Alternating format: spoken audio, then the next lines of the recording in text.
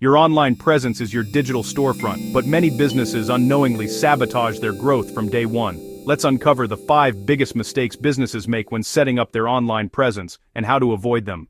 First, no clear brand identity. Many businesses launch a website or social media page without defining their brand voice, color palette, or message. Your brand should instantly communicate who you are, what you do, and why it matters. Second, ignoring mobile optimization. Over 70% of online traffic comes from mobile devices, yet many websites still look broken on phones. A mobile-friendly design isn't optional, it's how people see and trust your brand.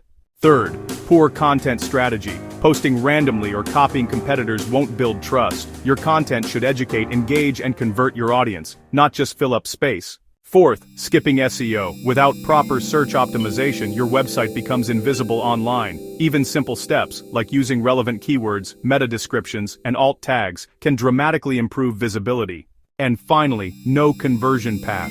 Visitors might love your site, but if there's no clear call to action, like book a call, shop now, or join newsletter, they'll leave. Every page should guide visitors toward one goal.